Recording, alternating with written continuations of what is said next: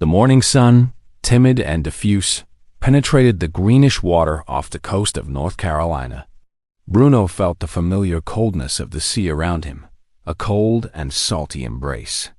The weight of the equipment on his back was a comforting burden, and the diving mask isolated him from the outside world, leaving him only with the muffled sound of his own breathing. He was on another routine civil defense patrol, examining the base of an old wooden pier for structural damage. The smell of salt and sea moss filled his nostrils, an aroma that for him was synonymous with home. At the bottom, sand stirred by slow currents, and schools of silver fish swam in unison, oblivious to the world above. It was a kind of peace found only underwater, a silence that spoke of life and constant movement. Suddenly, the calm was broken. A muffled echo, a humming that seemed to come from within the earth itself, broke the silence. It wasn't the sound of a boat engine or the distant roar of the ocean. It was a vibration, a tremor he felt before he even heard it. The algae at the base of the pier swayed violently, and the bubbles rising from the bottom were erratic, as if the water was boiling from within. The water temperature dropped suddenly, and a nauseating smell of mud and decomposition invaded his mask. It was then that he felt the icy panic before seeing the image in his mind. The pier breaking like a toothpick, the wood shattering in a cloud of fragments. People on the sand screaming, their voices lost amid the deafening sound of a colossal wave. The wall of dark water, taller than any building, swallowing everything in its path. The sand, the bathers, the ice cream stands. It wasn't a dream. It wasn't a memory. It was a premonition. The water had told him a dark secret, a warning of imminent destruction. He needed to do something, but who would believe a diver who saw the future? Upon surfacing, the salty air whipped his face, but the smell of death still lingered in his mind. Bruno's head throbbed, and the image of the colossal wave was still etched in his retinas. He climbed into the boat, gasping. Over the radio, he heard Carla's voice, his civil defense colleague. "Bruno, are you okay? Your signal is weak.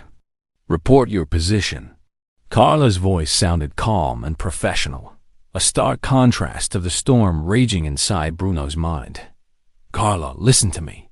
I need you to activate the alert." "Now," he replied, ignoring protocol and the question about the signal. "Tsunami." Carla laughed, a dry metallic sound over the radio that sounded more like a shard of glass. "Tsunami? Bruno, the weather forecast is clear. No earthquakes, nothing. Everything's calm. The only thing coming is scorching sun." "I know what I saw," he insisted, his voice tense and hoarse with dread. "It was a premonition. The wave. It's going to destroy everything in a few hours. I saw the pier breaking, people on the sand." Carla interrupted him. The silence on the other side was louder than the sea. Her voice returned, this time serious, with the tone of someone giving a scolding. "Bruno, you're on open radio. I can't activate a tsunami alert based on a premonition. That creates panic, chaos.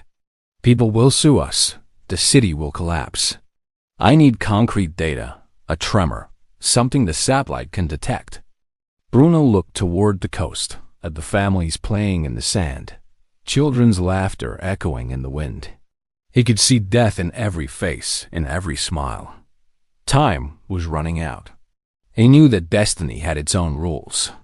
To save those people, he needed to act unconventionally.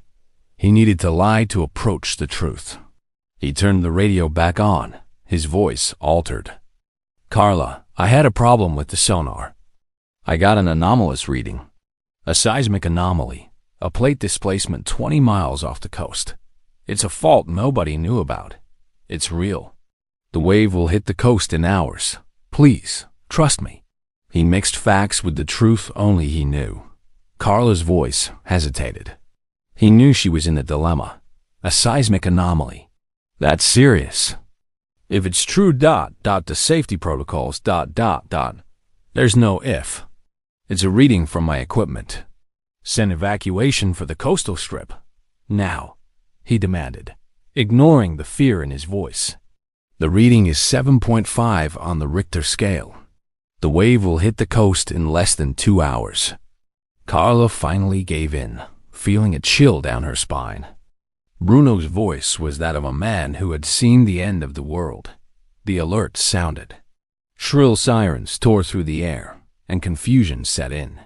Nobody understood what was happening, but panic began to spread. People ran, screamed, got in their cars. Hours later, the colossal wave hit the coast, sweeping everything in its path, exactly as Bruno had predicted. The city was devastated, but most people were safe, sheltered on higher ground. The pier, however, had disappeared, swallowed by the furious sea. Bruno felt immense relief. He had saved everyone. He had cheated destiny, at least for now. A week after the disaster, Bruno was considered a national hero. The media called him the sea's prophet, the coast's angel. He appeared on newscasts, his story was told in newspapers, and people stopped him on the street to thank him. However, the relief he felt initially began to fade. What tormented him wasn't the fame, but something much darker. Local newspapers began reporting unexplained deaths. People who survived the tsunami were being found dead, always under strangely wet circumstances, not in accidents or from wave injuries. The first victim, an elderly woman, was found drowned in her bathtub, the shower faucet open. The second, a teenager who played baseball, was found in his house's swimming pool. The police report was always the same: drowning, but there were no signs of struggle. Doors and windows were locked from the inside. It was impossible for someone to have entered. The third victim was what triggered an alert in Bruno, a fisherman he had saved. He was found floating in a water tank. The water surrounding him seemed to have a different tone, almost dark, with a smell of mud and salt that Bruno recognized. The same smell from the Premonition. Bruno was in the civil defense office when he received the news. The smell of coffee and mold hung in the air, and the air conditioning buzzed like a fly in a jar. "It's not a coincidence," he murmured to Carla. Carla, still skeptical, tried to give a logical explanation. "People are in shock, Bruno. Maybe they're having nightmares, panic attacks, and end up drowning accidentally. The tsunami trauma might be affecting their minds. You need to rest, Bruno. You're exhausted." Bruno shook his head, frustrated. Panic attacks? 3 people, in 3 different locations, all drowned? No. Destiny has a way of collecting its debt. I saved these people, and now something is seeking them out. Something that came with the water. Carla looked at him, worried. "Bruno, you saved people. You didn't cheat them." Bruno knew she was wrong. The premonition wasn't just a warning. It was a promise. He had interfered with the natural flow of things, and now the universe was realigning itself. Death had its list, and now it was going after each name, one by one, and he knew his turn was approaching. He felt like a rat in a trap, waiting for the moment of the click. He began to see water with new eyes, no longer as a friend, but as an enemy. Bruno began to isolate himself. News of more deaths didn't stop. A man found in a puddle of water in the basement. A woman inside an irrigation tank. The deaths were absurd, and the pattern, for Bruno, was unmistakable. Water was coming to claim its victims. The premonition had been a warning, but also a trap. With each death, he felt growing dread. What was once concern was now terror. He stopped bathing. He began using gloves at home, making sure there were no puddles of water on the floor. The smell of humidity was his greatest enemy. He felt like a man being pursued by a shadow. The shadow of water. Carla, worried about his mental state, asked Dr. Hayes for help. Bruno refused to go. He didn't need a psychiatrist. He needed a way to escape death. He felt like a man being pursued by a shadow, the shadow of water. "You're seeing something, aren't you?" Dr. Hayes asked Bruno over the phone. The psychiatrist's voice was soft but penetrating. Carla called me. She's worried. She told me about your premonition. Believe it or not, I've seen cases of post-traumatic stress that manifest in strange ways, almost like visions. Bruno hesitated. I don't know what you're talking about. Bruno, you predicted the tsunami. You saved hundreds of people. Now, the people you saved are dying in a way you can't explain. And you're afraid. What are you seeing? Dr. Hayes insisted. Bruno then decided to reveal the truth, or part of it. When I had the premonition, it wasn't just a wave. I saw death. I saw people screaming and sinking. I saw something in the water. Something dark. Something that had no form, but was there. And now I feel it. It's as if the water calls to me. The sound of a dripping faucet. The smell of humidity. Everything reminds me of what I saw. Dr. Hayes was silent for a moment. He was analyzing Bruno's words, trying to find a logical explanation. Bruno, I'm not going to try to explain what you saw, but I'll tell you one thing. Fear is a trap.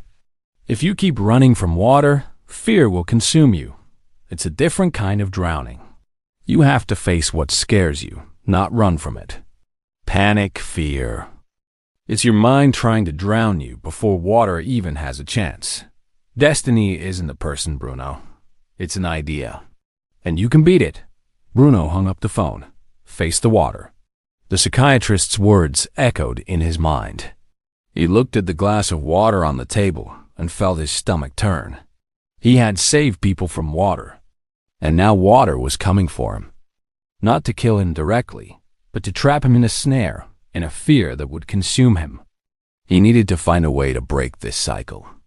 Dr. Hayes' words echoed in Bruno's mind, and he decided he could no longer live in fear. He needed to confront death, not run from it.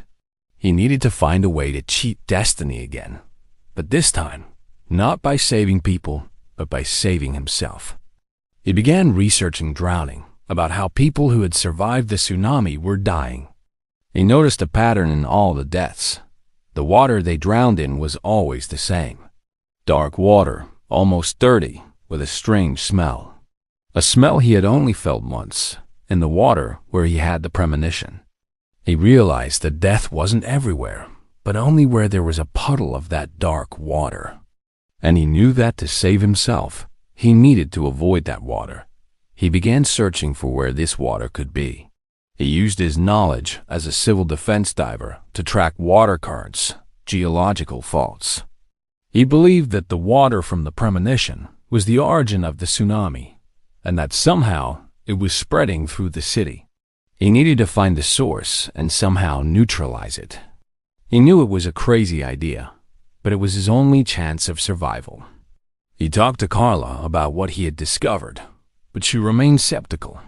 Bruno, you're imagining things. Water is just water, she said. There's no such thing as water with the smell of death. It's your mind, Bruno. It's post-traumatic stress.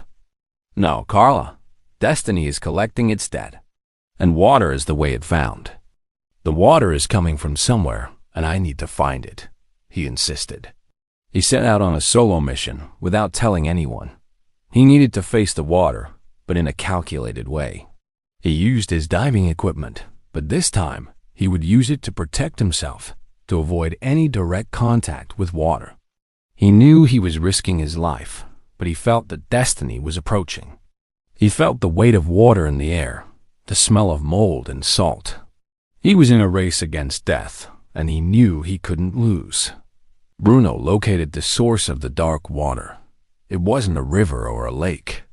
It was an abandoned sewage pipe that had been damaged by the tsunami and was spreading throughout the city.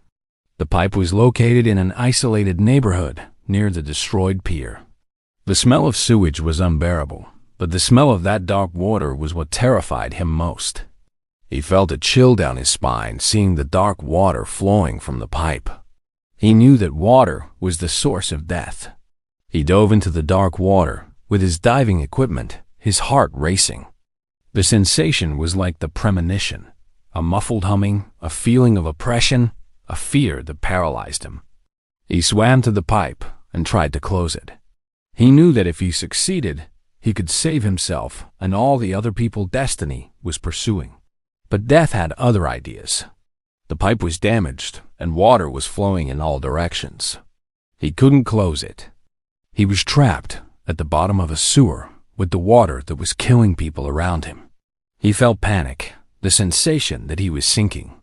He tried to swim to the surface, but the water seemed to pull him down. He felt the weight of the equipment, the cold of the water, the smell of death. He was in a trap. He had tried to face death, but death had found a way to catch him.